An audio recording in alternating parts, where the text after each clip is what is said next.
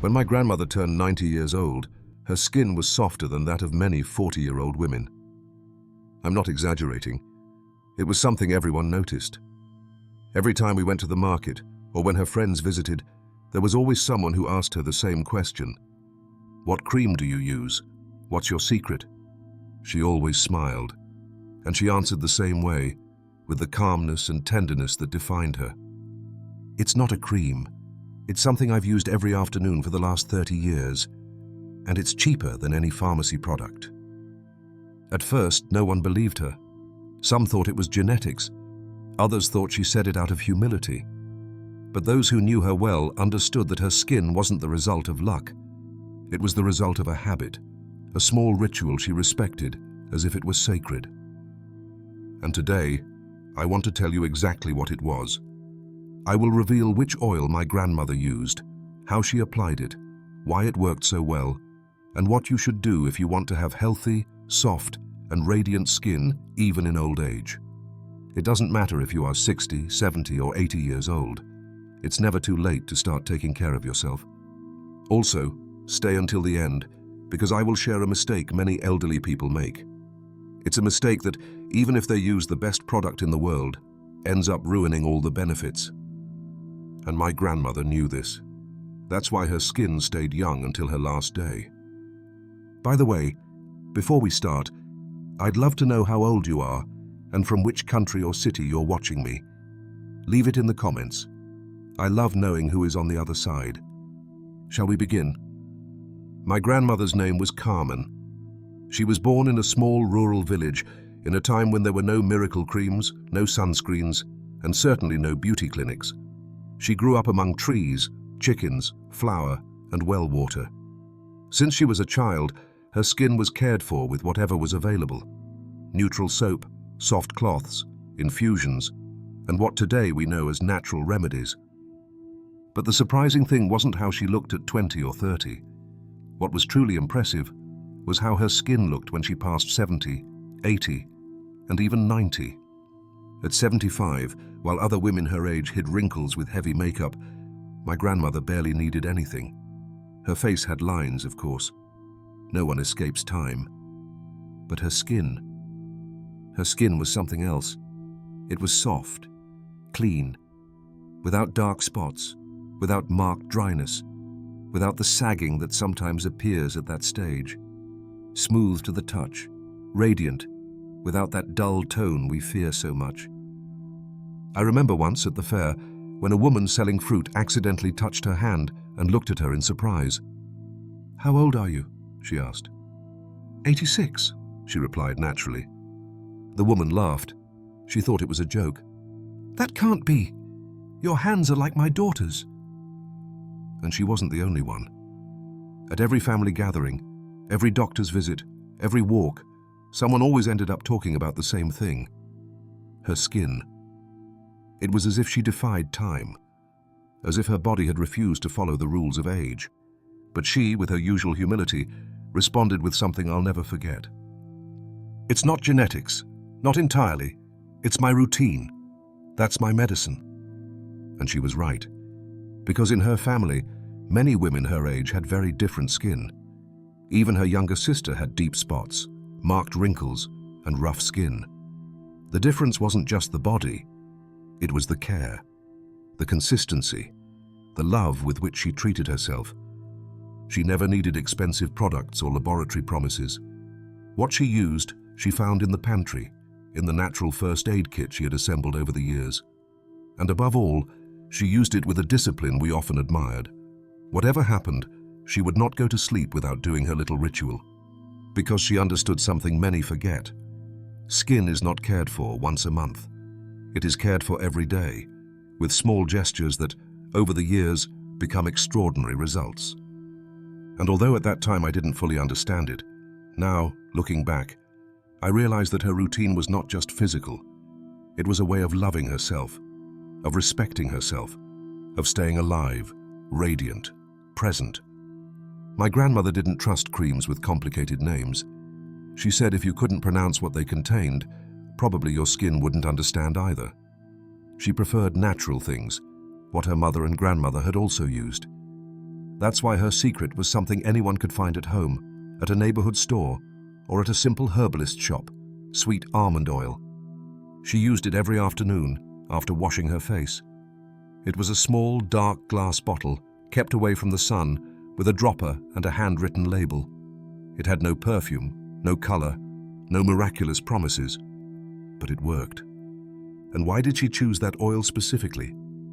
My grandmother said sweet almond oil was like a caress for the skin. And she wasn't wrong. Today, science has confirmed what she already knew from experience. Sweet almond oil is full of vitamin E, a natural antioxidant that helps combat aging. It also contains essential fatty acids, like omega-9, that deeply nourish the skin and help maintain the natural barrier that protects it. It also has emollient properties, meaning it softens, soothes, and reduces irritation. If your skin has ever itched because of dryness or cold, you know how important that is. But above all, sweet almond oil does not clog pores, doesn't leave a greasy layer, and is easily absorbed if applied correctly. She used to say, "This oil doesn't make up the skin, it feeds it." And she was right. Unlike many commercial creams, which are full of artificial fragrances, preservatives, drying alcohols, and silicones, sweet almond oil is simple, pure, and straightforward. While some creams can cause skin dependence and even irritation over time, this oil acts as a natural reinforcement of what the body already knows how to do. And why didn't she use other oils? The truth is, she knew them. Sometimes she used extra virgin olive oil, especially when her skin was very dry from winter. And on special occasions, she used castor oil, which is thicker, and applied it on areas like hands or elbows when they were cracked. But her favorite, without a doubt, was sweet almond oil. She said it was as soft as the sunset.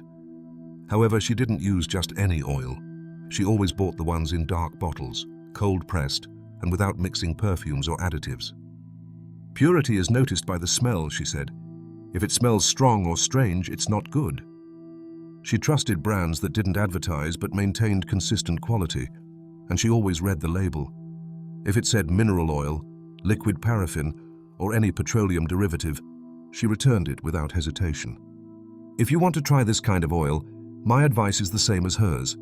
Choose one with only one ingredient on the label, nothing else. And if you can, test a little on your wrist before using it on your face.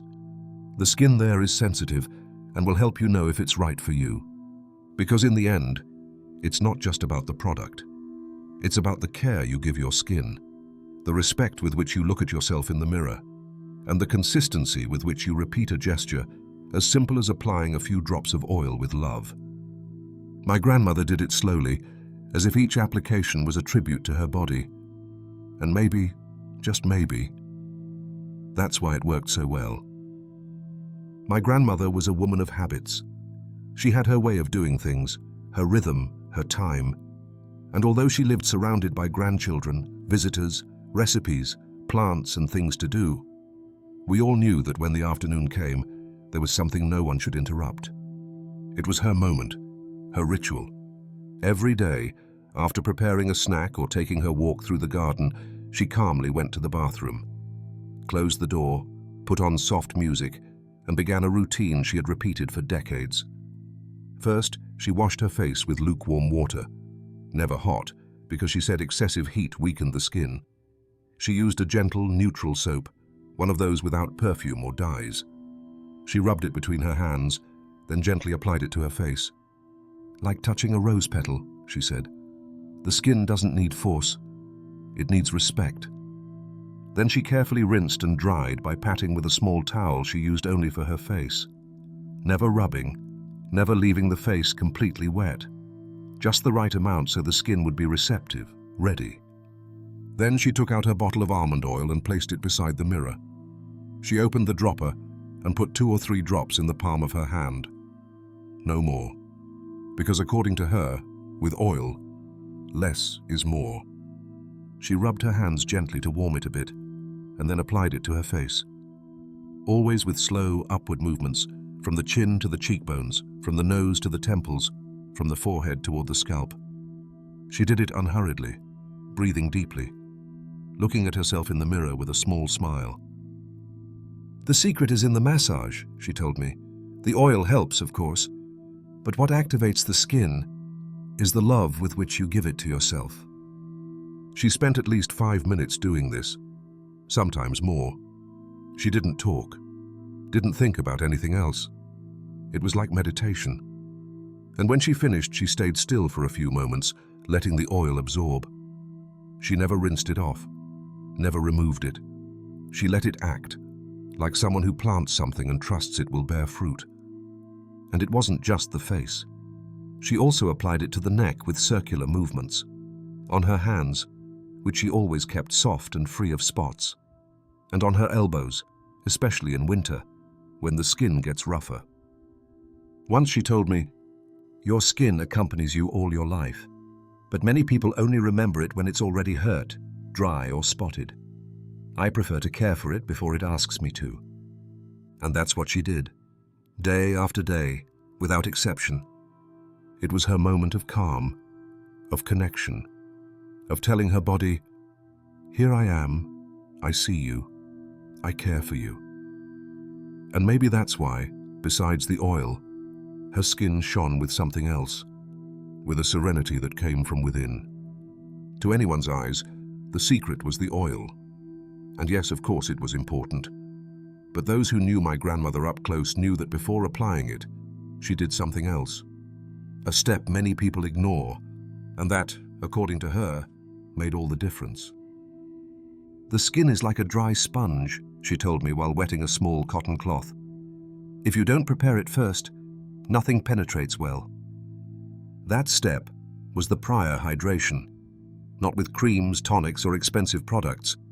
It was something simpler, older, more effective, warm compresses, or, when she had time, homemade infusions she used as steam baths or natural tonics.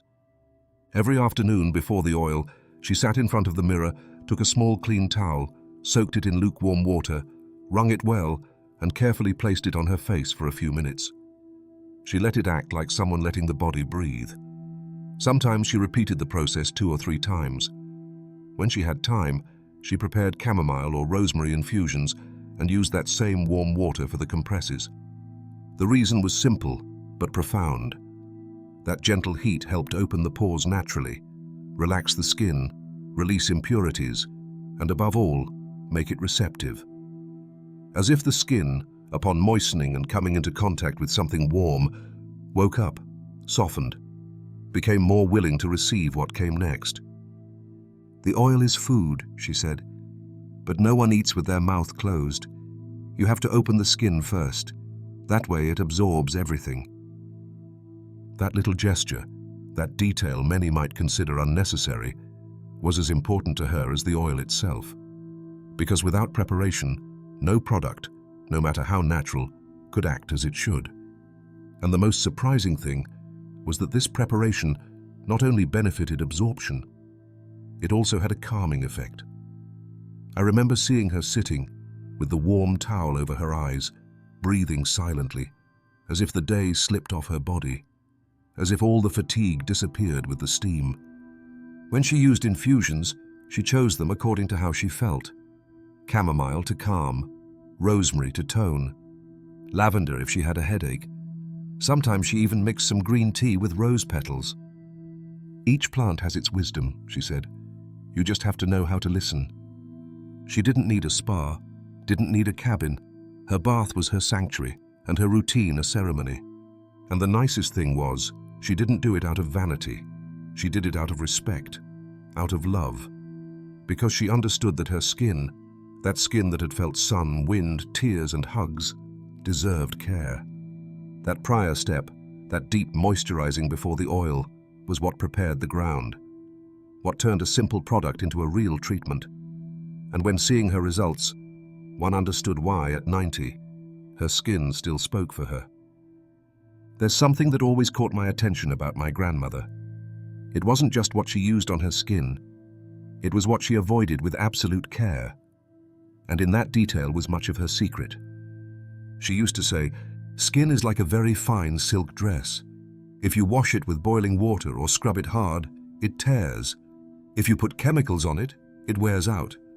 But if you care for it gently, It lasts a lifetime. And that's what she did. She treated her skin as if it was something fragile, precious, irreplaceable. She didn't need great dermatological knowledge. Common sense and observation were enough. That's why she avoided very hot water. For her, that was one of the worst aggressions the facial skin could suffer. Hot water removes natural oils, she told me, and once you lose them, the skin begins to dry, crack, and lose its glow. She always washed her face with lukewarm water, or sometimes slightly cool water.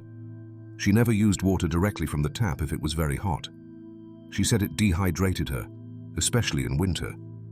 She also avoided harsh soaps, those that foam a lot or leave the skin with a squeaky clean feeling. If your skin cracks after washing, it's already asking for help, she explained. She used neutral soaps, without perfumes, without dyes, and if possible, vegetable-based. She preferred those wrapped in paper instead of plastic because she said good soaps don't need to hide. Another of her enemies was rough towels. She had a special towel just for her face, which she washed with gentle soap and no industrial softeners. It was small, white, and as soft as freshly woven cotton. She never rubbed her face with it. She only patted gently. "Rubbing is fighting with your skin," she said, "and I don't fight what I love." And of course, there was one rule she never broke. She never went to bed with a dirty face.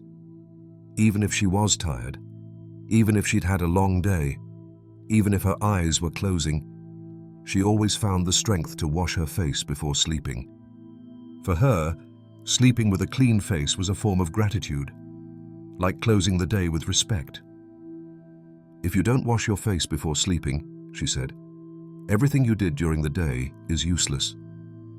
And finally, she was very careful with products containing alcohol. She said alcohol dried, irritated, and aged the skin faster. She never used tonics with alcohol, perfumes on her face, or creams with ingredients she didn't understand. "If you can't eat it, don't put it on your skin," she told me many times.